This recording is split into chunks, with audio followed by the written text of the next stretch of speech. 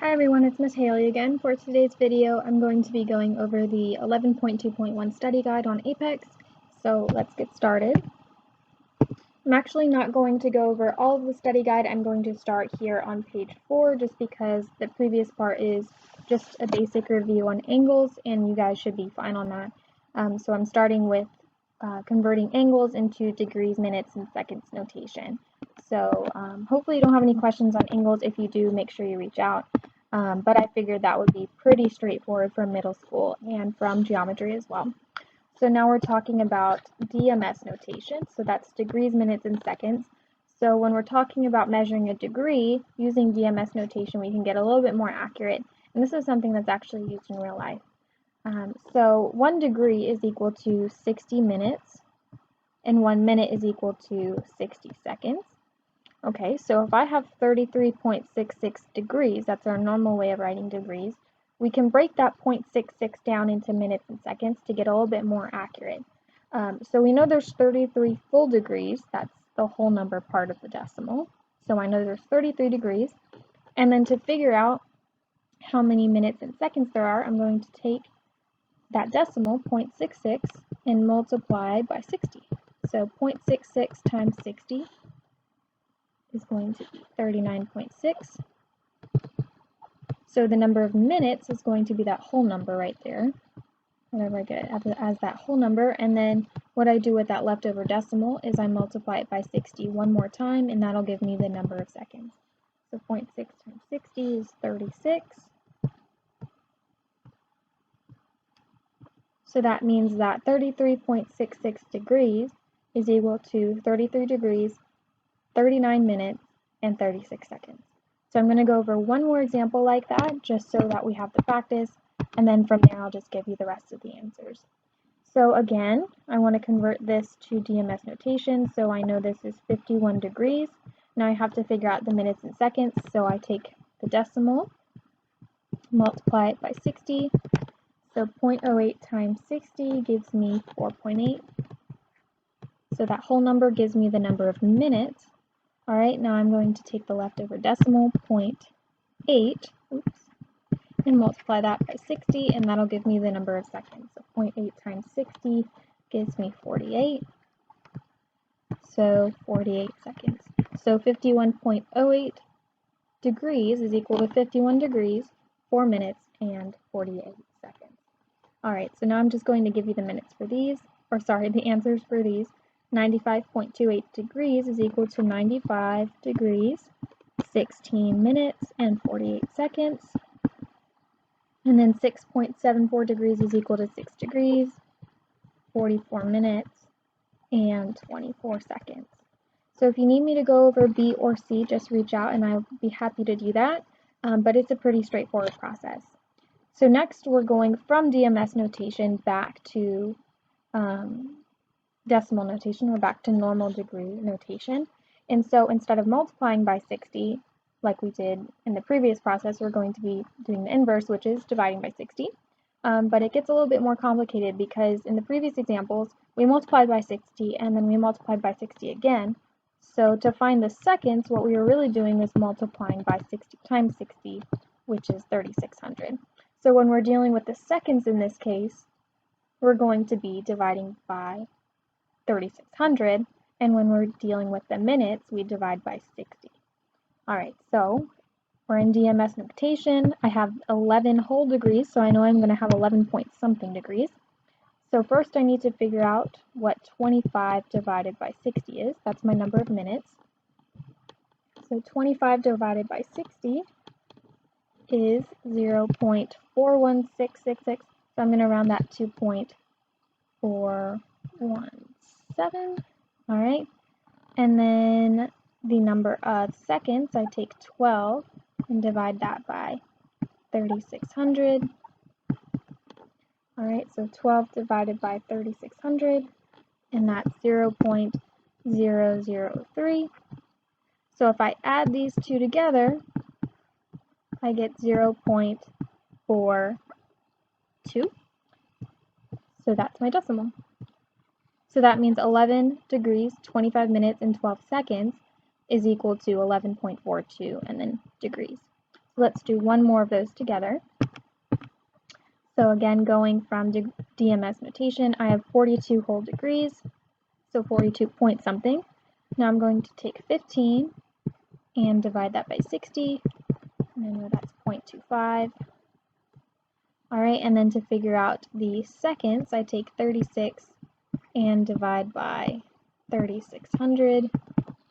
36 divided by 3600 is 0.01. So if I add those two decimals together, I get 0.26.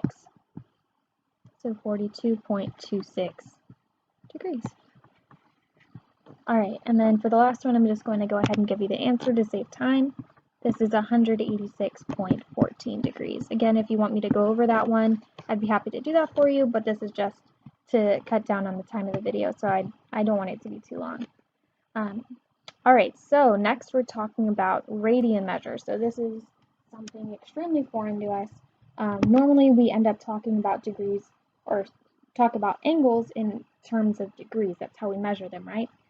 So a radian is actually another way of measuring the value of an angle, and that's what we tend to use in more advanced trigonometry up into pre-calc and then calculus as well. We prefer radians over degrees most of the time. Alright, so an angle of 1 radian, so instead of saying like 1 degree, so an angle of 1 radian measure determines an arc in length, equal in length to the radius of a circle. Alright, so that kind of tells you what a radian actually is. So if we're talking about degrees, comparing radians and degrees is a little bit hard, but 1 radian is equal to approximately, or about, 57.3 degrees. Alright, so to convert from radians to degrees, so if I'm given a radian measure and I want to figure out how many degrees I have, I multiply the number of radians I have by 180 over pi. Technically, you're multiplying by 180 degrees over pi radians, but I just prefer to think of it as 180 over pi. So then if I'm going the other way around, so from degrees and I want to figure out how many radians that is, I multiply by pi over 180, right? And so what you want to keep in mind here, since it's probably easy to trip that up, if you're talking about radians, you want to have pi in the answer. If you're talking about degrees, you don't want pi. Okay, so you just need to make sure you've canceled out the pi or you've added the pi, depending if you're talking about radians or degrees. So let's go ahead and do some practice and fill in this table. So 0 radians is going to be 0 degrees as well. Pi over 6 radians, or pi 6 radians, we need to figure out how many degrees that is. So if I'm going from radians to degrees, remember I don't want to have pi in my answer. So I need to make sure I'm canceling out pi, so I know I'm multiplying by 180 over pi. So if I multiply this straight across, I get 180 over 60 after those pi's cancel, which is 30. So pi over 6 radians is 30 degrees. Hope that made sense, that kind of thinking process. Now let's go the other way around. I'm going from 45 degrees into radians, so I'm multiplying 45 times, I know I need to have pi in my answer, so I'm going to multiply by pi over 180. So I know I have 45 over 180 times pi. Alright, and 45 over 180 is 1/4. So in this case, 45 degrees is pi 4ths radians, or pi over 4 radians. Alright, so let's do one more of those, and then I'll just kind of fill in the rest of the chart, again trying to save time here.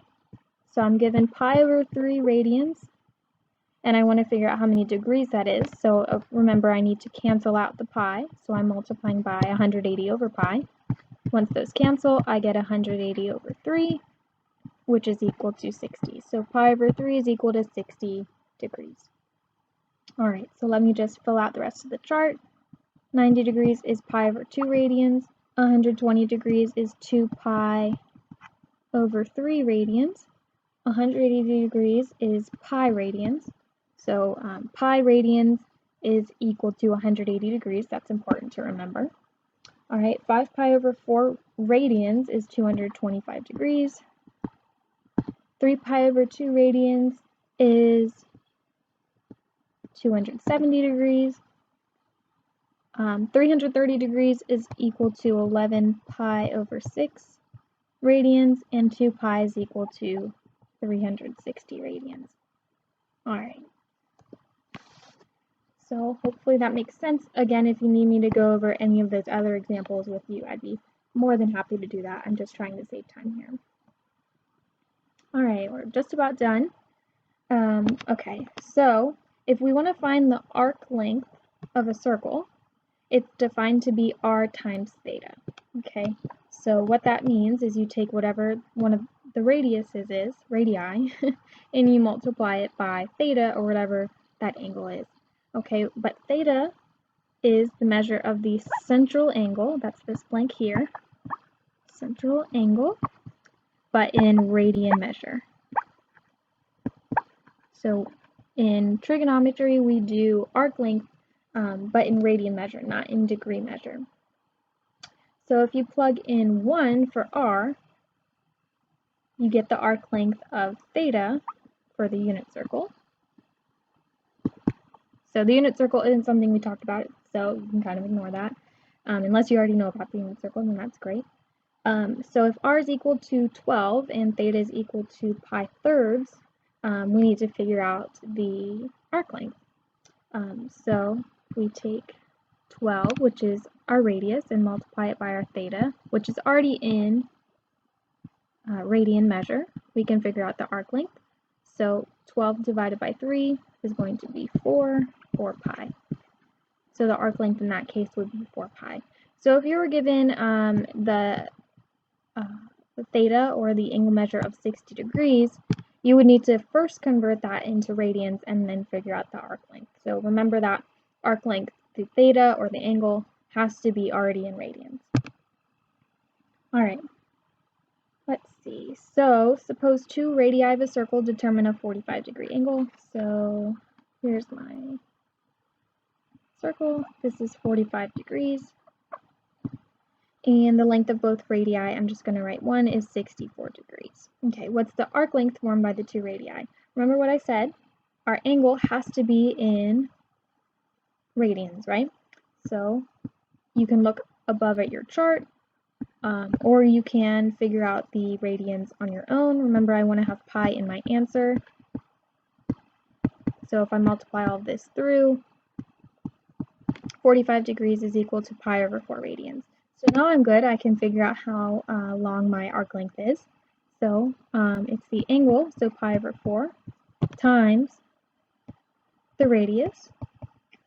64 divided by 4 is going to give me 16, so it's 16 pi yards. Or you can write this as 50.27 yards if you put that in your calculator. All right, I think that's it, actually. Perfect. So let me go back to my PowerPoint. So I hope that all made sense. The next video of the week, I will be going over the checkpoint, so hopefully that helps as well. Make sure you complete all of your Apex assignments for the week and all of your team's assignments as well. And continue to reach out if you have any questions. Y'all are doing great. I just hope you're continuing to learn, continuing to stay motivated for these last couple of weeks. And then hopefully things start to go back to normal. At least I hope they do. So have a great day, and I look forward to hearing from y'all.